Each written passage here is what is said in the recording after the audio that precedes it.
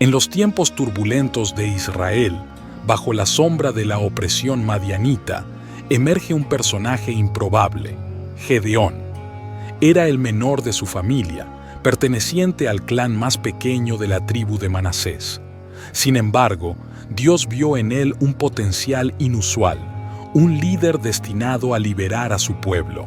¿Cómo logró Gedeón, con solo unos pocos hombres a su lado, triunfar sobre un ejército mucho más grande?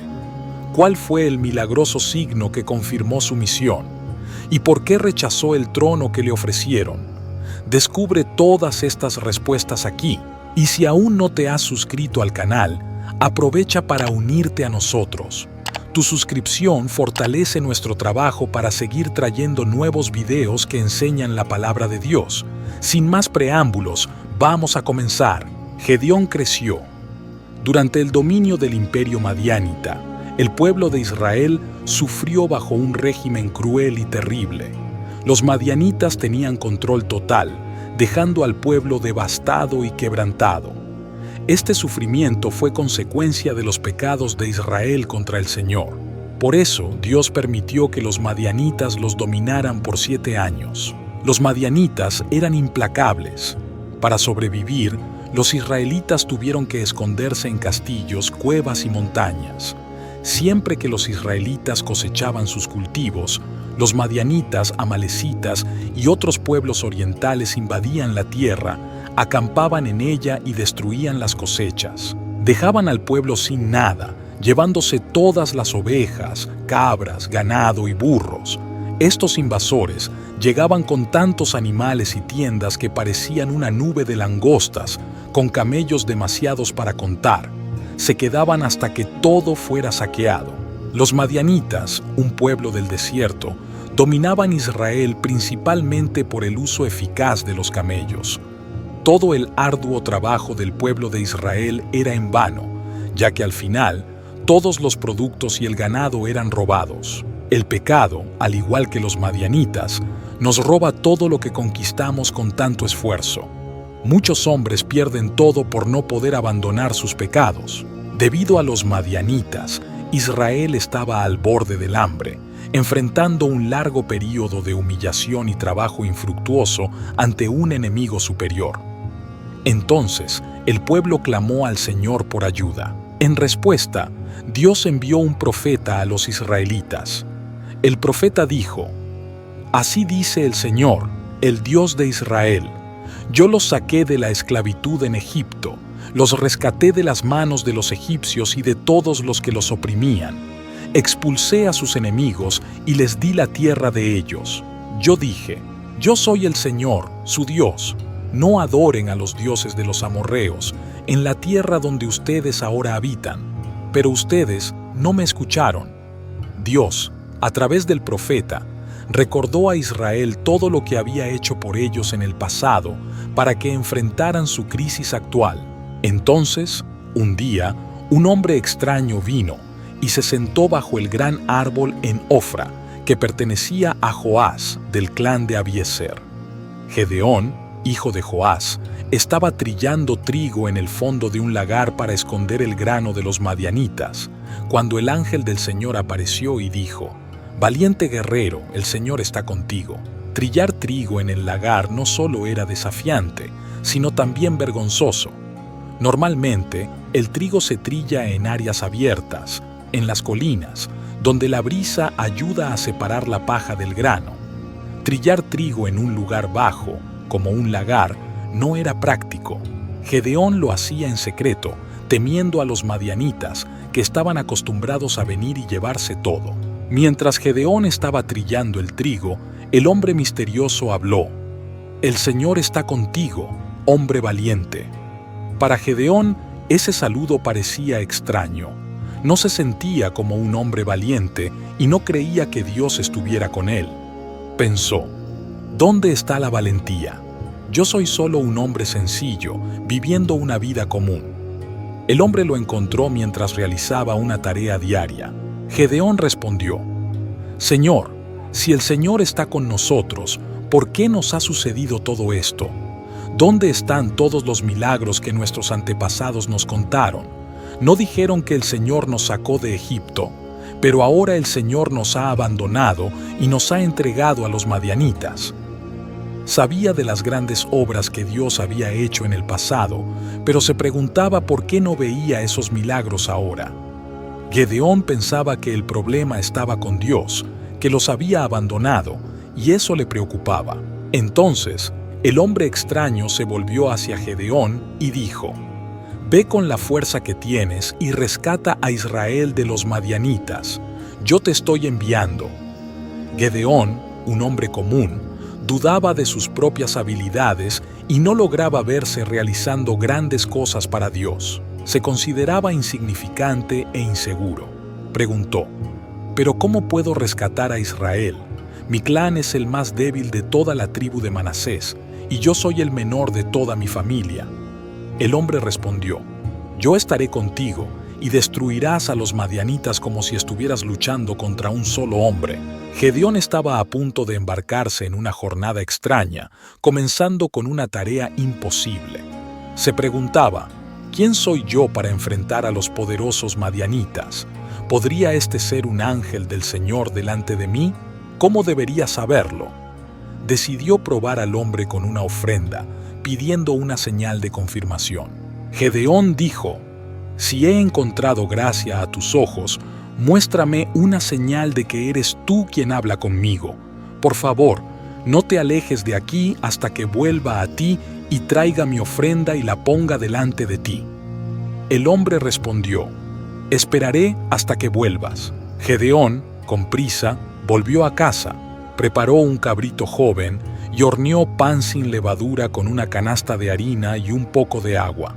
Llevó la carne en una canasta y el caldo en una olla, y entregó todo al hombre que estaba de pie bajo el gran árbol.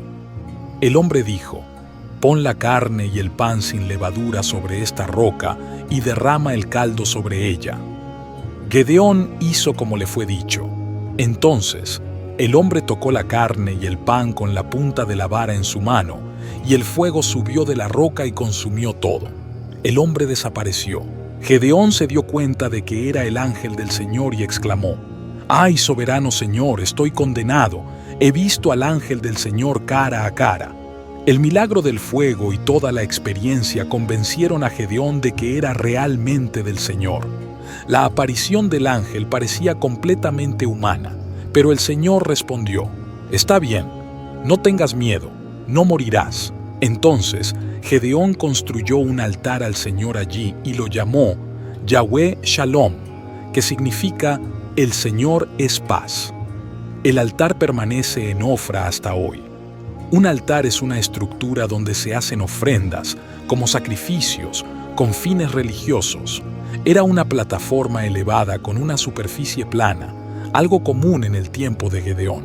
Esa misma noche el Señor dijo a Gedeón: «Toma el segundo toro del rebaño de tu padre, el que tiene 7 años, derriba el altar de Baal de tu padre y corta el poste de acera que está al lado de él. Sacrifica el toro como una ofrenda quemada en el altar, usando como leña la madera del poste de acera que cortaste». Acera, o Astarte, era el nombre de una diosa pagana de la fertilidad y objeto de culto de madera dedicado a ella.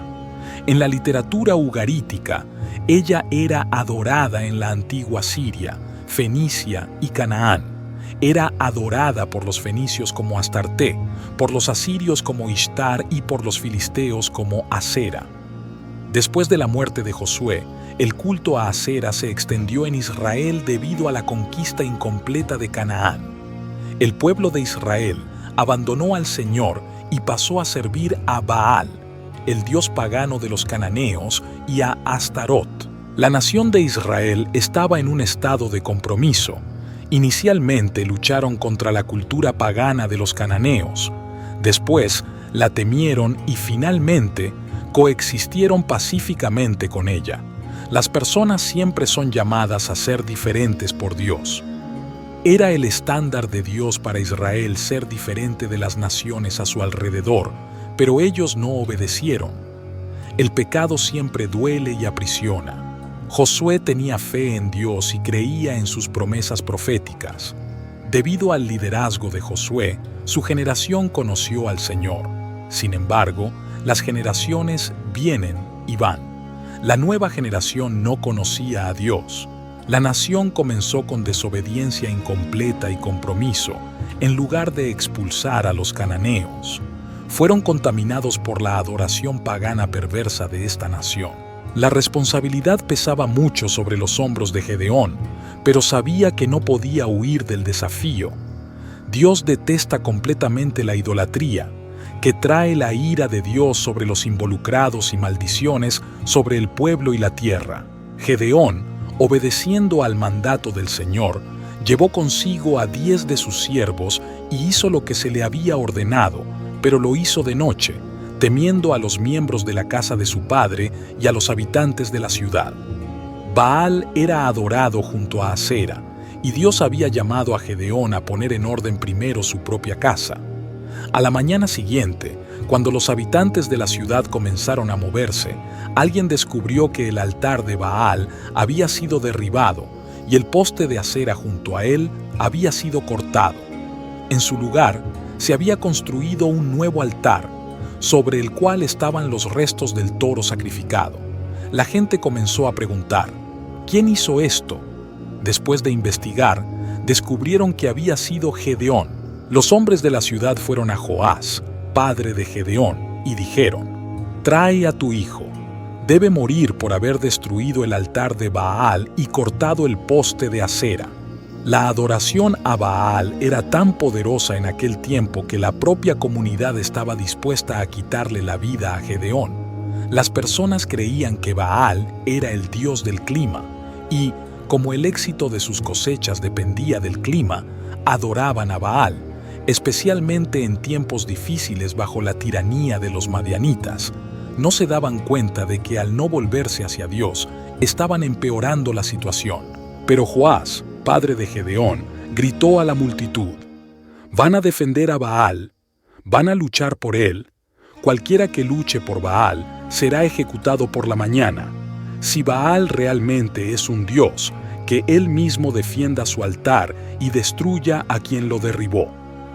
Con este argumento lógico, Joás logró preservar la vida de Gedeón. Desde entonces, Gedeón fue llamado Jerubbaal, que significa que Baal se defienda, porque él había derribado el altar de Baal.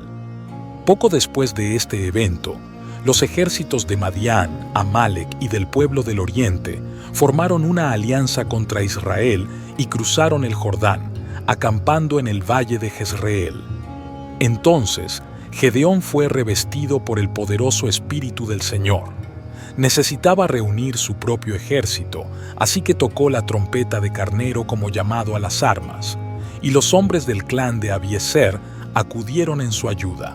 Envió mensajeros a las tribus de Manasés, Aser, Zabulón y Neftalí para convocar a sus guerreros, y todos respondieron al llamado. Con el empoderamiento divino, logró reunir un impresionante número de tropas en poco tiempo. 32,000 hombres se unieron a él para la batalla. Antes de partir, Gedeón necesitaba confirmar si era realmente Dios quien lo enviaba. Requirió un segundo milagro para validar su palabra. Criado como el menor de su familia y del clan más pequeño, se preguntó si la gente seguiría a un hombre tan humilde como él. Entonces, el Señor le dio una señal, pero Gedeón necesitaba otra más. «Haré una prueba que solo el Señor puede realizar», pidió a Dios. «Esta noche pondré un velo de lana en la era. Si por la mañana el velo está mojado de rocío y el suelao está seco alrededor, sabré que me ayudará a rescatar a Israel». Y así sucedió. A la mañana siguiente, el velo estaba mojado mientras el suelo permanecía seco, pero aún necesitaba otra señal. «Por favor, no te enojes conmigo», rogó a Dios. «Esta vez, deja el velo seco y el suelo alrededor mojado de rocío». Y Dios hizo conforme a lo que le pidió. Entonces, Gedeón y su ejército se levantaron temprano y fueron a la fuente de Jod. Los ejércitos de Madián estaban acampados al norte, en el valle, cerca del monte Moré. El Señor le dijo, «Tienes demasiados guerreros. si permito que todos luchen contra los madianitas, los israelitas se jactarán de haberse salvado por su propia fuerza. Por lo tanto, dile al pueblo, cualquiera que tenga miedo o esté asustado puede dejar este monte y regresar a casa. Esta fue una gran prueba de fe. Con 32,000 hombres ya estaban en desventaja frente a los 135,000 madianitas. Aún así, Dios consideró que su ejército era demasiado grande.